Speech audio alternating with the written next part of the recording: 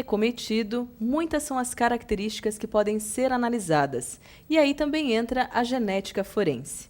Para falar sobre o assunto, eu estou com o professor mestre Eduardo Leal Rodrigues, que é especialista na área de genética molecular humana e forense. Obrigada pela presença, professor Eduardo.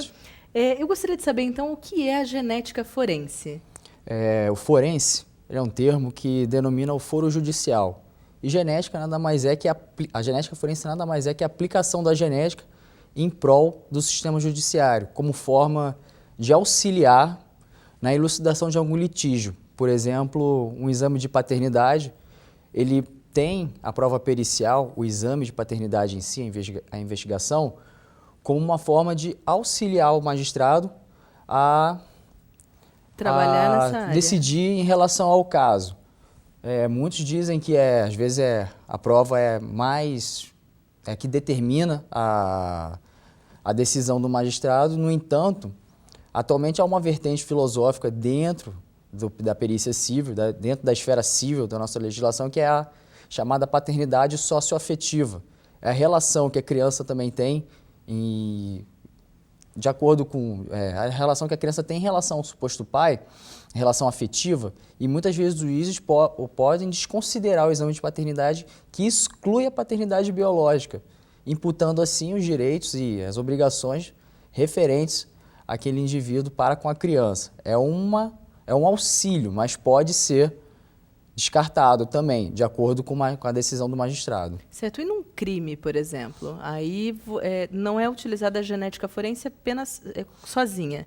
Ela tem várias áreas que contemplam os estudos que são envolvidos. Uma investigação policial, um inquérito policial, na verdade, é perpetrado por toda uma equipe, tanto de investigadores, delegados, quanto de peritos, podendo ser médicos legistas, antropólogos forenses, geneticistas forenses, na análise documentoscópica também. Diversas formações, diversas áreas de formações podem estar inseridas nesse contexto.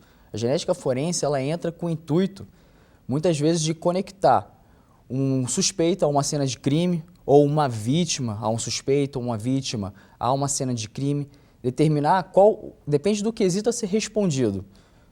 Por exemplo, eu posso ter, num crime de homicídio, a vítima ela pode arranhar o perpetrador do homicídio e embaixo das unhas dela pode ficar material biológico do próprio homicida, que pode ter o perfil genético extraído a partir dessa fonte e dessa forma você conecta a vítima àquele homicida, sendo uma base para denúncia ao Ministério Público, denunciá-lo como suspeito do homicídio. Mas toda a investigação é um contexto. Certo, mas nesse caso, então, para retirar o material, para fazer um teste, quais são as características que estão envolvidas? Por exemplo, com a cena desse crime. Ela precisa estar totalmente imparcial, não pode ter nada sido feito antes da chegada, por exemplo, de um perito. Isso.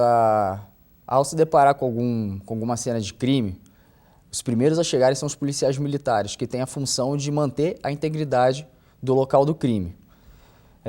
De tal maneira que um permanece no local e o outro se encaminha ao distrito policial a fim de relatar o ocorrido.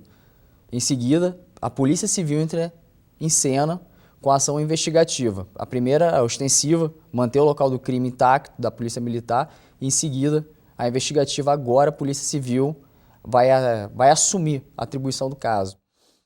Junto deve vir o delegado ou algum representante do delegado, ele tem que estar presente ou se fazer representado, e o perito criminal. O perito criminal é o responsável pela cena do crime. Pelo isolamento, ele pode aumentar a área de isolamento ou reduzir, dependendo da necessidade dele, e determinar quais elementos vão ser recolhidos e ser mantidos sob custódia da autoridade policial e quais vão ser analisados, de repente, com base na evidência biológica. Então, mas nesse caso, algumas evidências podem ser retiradas naquele momento para análise, mas há outros exames que podem ser feitos posteriormente também. Perfeito. Um caso pode ser feito, inclusive, com a Isabela Nardoni, que várias vezes os peritos retornaram ao apartamento, recolheram evidências posteriores, e inclusive evidências presentes no carro do suspeito do crime, que é o Alexandre Nardoni. E aí sim puderam incriminá-lo. Sim. Sem dúvida. Nós temos aqui uma lei que também é para a gente discutir um pouquinho sobre essa identificação genética ou obtenção constrangida de prova, né? Pelo que eu entendi, existiam leis anteriores e essa nova lei, ela prevê a coleta desse perfil genético. Como que vem ocorrendo isso na prática? Essa lei atualmente, ela inclui alguns parágrafos na lei de identificação criminal e modifica também, acaba modificando um pouco a lei de execução penal. Ela prevê a coleta do material biológico de acordo, caso este seja necessário para a identificação do suspeito. A princípio, a lei de identificação criminal ela prevê o seguinte, que há a identificação criminal por meio de fotografia ou impressão datiloscópica, caso haja algum documento conflitante caso haja alguma dúvida em relação à verdadeira identidade daquele indivíduo, por exemplo, um documento rasurado, ou ele apresentar dois tipos de documentos com informações divergentes. Dessa forma é feita a impressão datiloscópica, a fotografia, que vai representar a identificação criminal desse indivíduo. Caso não haja nenhum tipo de divergência, ele é apenas identificado civilmente no inquérito. Certo. Salvo algumas hipóteses, é possível sim a coleta de material biológico de acordo com a visão do delegado. Certo. Nós temos também alguns assuntos que envolvem a polêmica, que algumas pessoas, algumas organizações, elas não concordam muito com essa coleta, mas nós vamos trazer esse assunto no próximo bloco. Tudo ok? bem. Então, Teoria e Prática volta já. Combinando qualidade de ensino com qualidade de vida, a FHO Uniararas foi feita para você, que deseja estudar em uma excelente instituição de ensino instalada em uma cidade com disponibilidade para atividades acadêmicas, esportivas, culturais e diversos espaços para lazer, além da segurança, que garante a Araras uma boa posição no ranking das cidades paulistas com melhor qualidade de vida, segundo o Instituto de Pesquisa Econômica Aplicada, o IPEA.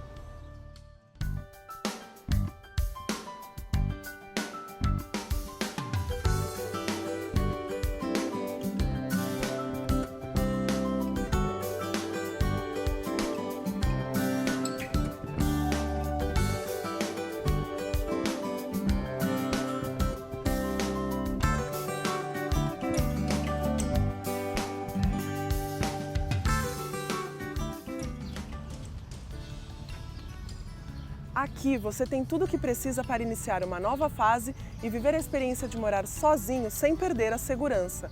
Com um amplo estacionamento, campus arborizado e uma completa infraestrutura. Tudo oferecido pela FHO Uniararas, que teve conceito institucional 4 confirmado pelo MEC.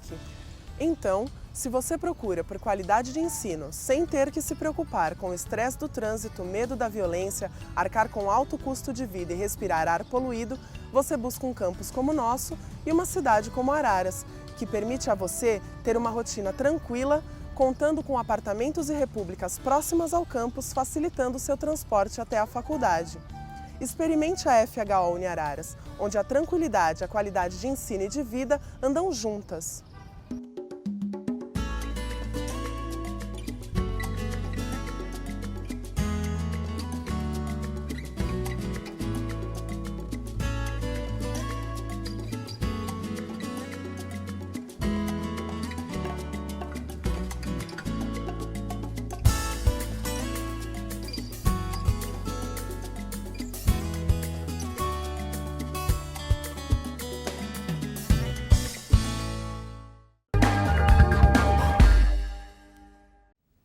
O Teoria e Prática está de volta. Professor Eduardo, algumas pessoas são totalmente contrárias ao uso da genética forense ou o uso de alguns materiais, com receio do que possa ser feito posteriormente. Por que isso tem acontecido? Há um princípio na Constituição que, traduzindo, quer dizer que o indivíduo não é obrigado a depor contra si mesmo ou gerar prova contra si mesmo. Só que o que pode ser dito, a prova ela não pode ser de natureza comunicativa. Tanto é que muitas vezes vemos em filme, o policial diz para o suspeito que ele tem o direito de permanecer calado. Sim. É esse princípio que ele está informando ao suspeito. Só que a coleta de material biológico, ela não consiste de natureza comunicativa, mas sim de natureza técnica. E há também um artigo no Código Civil que diz que é preciso que que as partes contribuam com a prova, com a produção da verdade em algum processo. Então, nesse período, né, nesse contexto, nós vemos uma norma conflitante em nossa legislação, sendo que a Constituição, ao prever esse princípio, não relata a prova técnica. É isso que muitas vezes alguns doutrinadores entram em conflito em relação à coleta. Mas permitido é? Sim, tanto Hoje é que a lei permitido. agora, a 12.654, permite em algumas hipóteses. No entanto, acaba de ser aprovada uma lei nos Estados Unidos também que permite a coleta mesmo de indivíduos suspeitos em qualquer tipo de crime. Essa lei é bem recente, foi decidida agora pela Suprema Corte Americana. E isso também serve para o Brasil. A partir do momento que se prevê alguma coisa em outro país, serve para cá. Não, isso é ou um não? avanço na legislação Pra trazer americana. pra cá. No entanto, o Brasil ainda está caminhando. Certo. Em relação a esse, os americanos eles estão muito mais à frente no tempo em relação à legislação brasileira e também à geração de um banco de dados de perfis genéticos e bancos de dados em geral. Sim. Aliás, falando sobre esse assunto, começou nos Estados Unidos ou foi em algum outro país? A princípio, em 95, criou-se também o banco de dados no Reino Unido e na história também, em 98, os Estados Unidos criou um programa chamado CODES, que hoje o Brasil assinou um tratado de cooperação técnica entre o FBI e a Polícia Brasileira, englobando quase todos os estados brasileiros nessa cooperação. O uso é totalmente gratuito, os Estados Unidos cedeu o programa para nós, que é um programa que gerencia as informações dentro desse banco de dados nacional, que permite conectar diferentes estados, inclusive a Polícia Judiciária Federal, né, que é a Polícia Federal. Então, no caso do Brasil, assim, é relativamente recente o uso de fato disso. Tem muito ainda para evoluir, na sua opinião? Sim, a coleta de material biológico, sim. Muitas vezes a coleta, não era possível porque era preciso ter alguma autorização judicial ou mesmo autorização do suspeito para essa coleta. E muitas vezes a informação genética obtida no caso não poderia ser usada em algum outro caso posterior. É o que o banco de dados vai permitir ser usado, evitar a reincidência de crimes. Tá, e como é o atual banco de dados? Alguns chamam de, acho que é biobanco, né? São várias as nomenclaturas. O biobanco, na verdade, basicamente consiste na custódia das amostras biológicas. O perfil genético ele fica inserido mesmo em um banco de dados não físico, sim computacional. O biobanco é algo físico, onde estão as amostras, mas elas ficam sob custódia por um determinado tempo, até a extinção do inquérito, o arquivamento do inquérito ou a conclusão do caso. Então, até eu ia te perguntar, depois de usar dessa amostra, depois de feitas todas as análises, o que é feito com esse material? A amostra é descartada. Totalmente descartada. Isso. Não pode ser usada para qualquer outro tipo de análise posterior, então. Perfeito. Certo. Se a gente pensar assim, de onde são coletadas ou como é feito essa coleta, existe alguma característica particular? Uma coisa que eu não citei em relação ao descarte, ele tem que ter uma aprovação judicial. É dita quais amostras vão ser descartadas e por que vão ser descartadas. Certo. Não é algo simples, fica documentado aquele descarte. Maravilha. Não é algo arbitrário. Joia. Professor Eduardo, então eu vou deixar essa pergunta que eu acabei de fazer, de como são feitas as amostras, como é coletado, para o próximo bloco. Perfeito. Ok? Então, Teoria e Prática volta já.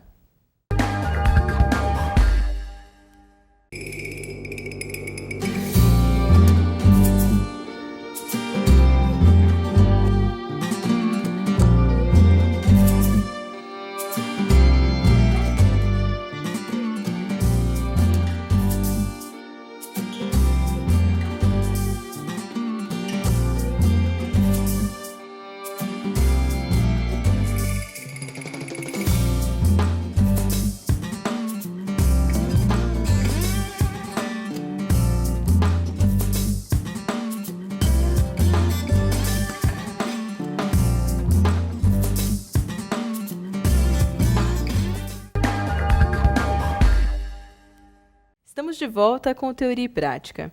Professor Eduardo, existe mais alguma característica, então, que se relaciona com a coleta do material?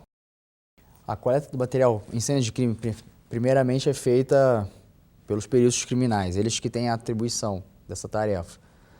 Dependendo do tipo de amostra, do tipo de material a ser coletado, por exemplo, sangue, o sangue ele pode estar fresco, uma poça de sangue, pode ser coletado até mesmo com uma seringa e colocado em algum tubo e imediatamente encaminhado, ou mesmo por uma mancha de sangue, um material vestigial, pode ser coletado com um chamado suave. Suave entenda como um cotonete, para ilustrar. Suave é umedecido com água destilada e em seguida passada na amostra. E a amostra transferida para esse suave, para esse cotonete, que tem que ser seco. Ele é secado ao ar, tem compartimentos próprios para ele secar e ele é guardado não naqueles envelopes que geralmente nós vemos, que lacram, aqueles envelopes de plástico, e sim no envelope de papel. O interessante é não deixar a amostra sob umidade, que ela pode sofrer degradação por hidrólise ou mesmo proliferação bacteriana ou fungos. O interessante é deixar no envelope de papel para que ela possa secar e o ar circular. Então, são várias as possibilidades então, que contemplam a coleta desse material. Perfeito. Qualquer pessoa pode ser perito, ou seja, se a pessoa for da área da saúde, da área de negócios, qualquer pessoa pode se tornar perito criminal ou não? Existe uma área específica para isso? Para a perícia criminal, prevê-se a atuação de diversas formações, desde a engenharia até a biologia. Porque são as mais diversas áreas que trabalham. Isso, depende do que se quer descobrir em local de crime ou qual quesito se quer responder. Mas em relação à genética forense, os principais atuantes são profissionais formados na área da saúde, como biomédicos, biólogos, os médicos também podem ser, desde que tenham em sua base de formação a disciplina de genética de genética básica e genética molecular também. Então, é normalmente mais a área da saúde mesmo que pode entrar nisso, né? Sim. Você é biólogo? Sim. Certo. Nós temos algumas áreas em relação ao Brasil alguns casos, na verdade, que talvez sejam notórios, de pesquisas que já foram feitas, análises que foram feitas, e que talvez as pessoas se lembrem. Você pode citar alguns deles? O primeiro que eu posso citar foi o acidente da TAM em Guarulhos, em Osasco, se eu não me engano, o aeroporto, que foi um excelente trabalho da Polícia Civil do Estado de São Paulo, em conjunto, inclusive, com a iniciativa privada. Mas eu prefiro não revelar a empresa aqui, a fim de não fazer nenhuma propaganda. Sim, sem dúvida. Mas foi primordial a participação dela também. A identificação do corpo do padre que voou com os balões e que acabou falecendo em decorrência da queda do balão ou de hipotermia. O corpo dele foi parar no litoral do Rio de Janeiro, identificado pela Polícia Civil do Estado do Rio de Janeiro. Outros casos também é o acidente da Gol, a colisão aérea entre o avião da Gol e o Legacy. A princípio, nesse caso, segue algumas ordens que no Brasil a gente tem que estabelecer. A primeira forma de identificação é a impressão datiloscópica. Caso não seja possível devido ao estado de decomposição dos corpos ou mesmo a fragmentação dos corpos, recorre-se a outros meios e, por último, a identificação genética. O que é essa primeira que você falou, datiloscópica? Seria a utilização de impressões digitais, feita pelos papiloscopistas. Então, praticamente, inicialmente é isso. Se não for possível, há vários procedimentos e mais ao final a genética forense. Isso. Há um outro também que é a identificação pela arcada dentária, que muitas vezes é usado em ossadas. E por último, a genética. É o intermediário, vamos colocar. Certo. Você tinha citado no outro bloco o caso da Isabela Nardoni. Perfeito. Também foi fundamental. Também um outro caso notório também. Identificou sangue dela no carro. Se eu não me engano, sangue na passagem dela até a janela, que ela foi carregada pelo suspeito até a janela. Então, há gotas de sangue e também, vamos dizer, a impressão cinética da gota indica o caminho para o qual o corpo foi levado e a altura, talvez a altura também. Então, são várias essas questões para poder coletar. Uhum. Nós temos aqui na tela algumas áreas, alguns tipos de exame, mas a gente chama isso no próximo bloco, então. Perfeito. Ok? Então, teoria e prática, volta já.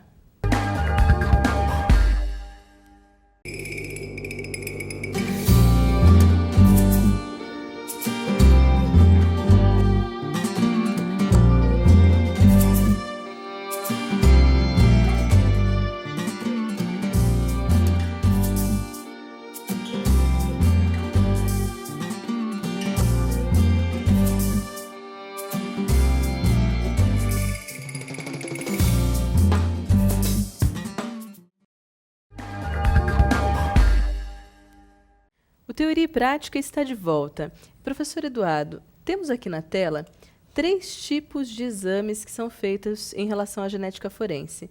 Então, a chamada criminalística biológica, a identificação biológica de parentesco e a identificação genética individual.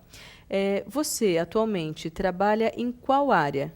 Atualmente eu atuo na identificação biológica de parentesco. Que é a questão da paternidade. Perfeito. Certo. E quais são as características, então, que envolvem essa área? Bem, a princípio, o primeiro quesito a ser respondido é se aquele suposto pai pode ter contribuído com a constituição genética da criança, ou seja, se ele é o verdadeiro pai da criança, o pai biológico. Há alguns cenários que nós podemos atuar. O primeiro cenário mais característico é o que a gente chama de trio, é a participação da mãe, do pretenso filho e do suposto pai. Há outros cenários alternativos. Muitas vezes a mãe ela prefere não participar, porque às vezes se sente um pouco constrangida. Então nós temos o cenário que chamamos de duo, que é praticamente a participação do pretenso filho e do suposto pai. E também temos casos em que o suposto pai é falecido e usamos parentes, em primeiro grau, desse suposto pai, irmãos, os próprios genitores, os supostos avós, ou mesmo os filhos desse suposto pai, com participação das viúvas, permitem fazer a reconstrução genética do genótipo daquele indivíduo e, posteriormente, a análise de parentesco. Então, independente de ele ter falecido ou não, há uma possibilidade desde que você tenha um desses papéis. Perfeito. Uma dessas pessoas. Mas quais são assim, os tipos de exame no sentido de exame de sangue, exame de um fio de cabelo, que é mais utilizado? Todo material que possua, vamos dizer assim, células nucleadas. Por exemplo, sangue, próprio suave bucal, amostras de saliva ou do esfregaço, do epitélio bucal. Pode ser também amostras de cabelo, mas tem que deixar claro que o cabelo ele precisa ter o chamado bulbo capilar, que nada mais é que aquela raiz do cabelo, porque simplesmente o fio de cabelo ele me permite apenas analisar um outro tipo de DNA, que não é o DNA nuclear, que permite atribuir identificação ou mesmo parentesco, o DNA mitocondrial que eu analiso com fio de cabelo, que permite dizer se uma pessoa pode compartilhar uma linhagem materna com outra. Seria aquele branquinho que fica na raiz. Isso, na raiz. Então, perfeito. por exemplo, um pai, ele tem a obrigação de fazer o exame ou ele pode se negar? O pai, anteriormente, ele podia se negar, mas hoje, a lei que regula-se como é que eu posso falar? A identidade da criança, né? Ela tem direito à identidade biológica, saber quem são os seus genitores. Acho que é 8560. Então, na verdade, não é que o pai tem direito de se negar, a criança tem direito de saber. Isso, mas se ele se negar hoje, há a chamada a presunção juris tantum. Se ele se nega a gerar essa prova pericial no processo, o juiz atribui o ônus da prova ao suposto pai. Inicialmente, a mãe tinha que provar que o suposto pai era o pai da criança. Então, se utiliza ou investigação de paternidade por meio de exames de DNA. Agora, o pai tem que provar que ele não é o pai, inverte-se o ônus da prova. A princípio, ele não era o pai, ele era o suposto pai. Agora, o juiz o considera como pai, é uma presunção de paternidade. Está prevista na súmula 301 do Supremo Tribunal Federal. Certo. Então, agora, de fato, o pai não adianta, ele precisa fazer o exame. E aí, o meio de se fazer isso com fio de cabelo, não adianta mais aquela mãe vir com fio de cabelo se não tiver todas as considerações para fazer o exame sem que ele saiba. Isso. Isso já não adianta mais. Inclusive, aqui a gente pode até fazer uma ponte em relação ao outro bloco anterior sobre o princípio previsto na Constituição de não gerar prova contra si mesmo. Sim. Se essa prova fosse apenas de qualquer natureza, não técnica, essa presunção juris tanto, ela seria inconstitucional. É o que deve ser avaliado realmente num caso criminal, inclusive. A prova técnica, ela pertence ao Estado. Sim, e aí o juiz também pode fazer essa análise, principalmente quando a pessoa se nega a alguma coisa, ela pode ter ali a dever, né? Um caso interessante foi daquele chamado Pedrinho, que foi sequestrado de uma maternidade, e inclusive a irmã dele também era suspeita de ter sido sequestrada. Uma atitude muito inteligente do delegado foi de recolher a guimba de cigarro fumada pela irmã dele, que era suspeita de ter sido sequestrada. A princípio, ela não queria ceder material, ela tem esse direito. Eu não queria saber se ela tinha sido sequestrada ou não. Mas no intuito de descobrir, ao jogar fora a guimba de cigarro, aquela guimba de cigarro ela passa a ser propriedade do Estado, se tornou lixo. O lixo Olha, é que propriedade do Estado. Ela teria que ter guardado Então, o o desfeito. advogado se valeu desse princípio, desse dispositivo, para poder prosseguir. Dela, ele não recolheu, recolheu do cigarro, que é propriedade do Estado. Sim, sem dúvida. E aí ele consegue ter essa margem Isso. na lei para poder atuar. Professor Eduardo, um prazer tê-lo conosco Prazer aqui no todo Teoria meu. e Prática. Deixamos as portas abertas para que você possa retornar e nos auxiliar com mais informações posteriormente.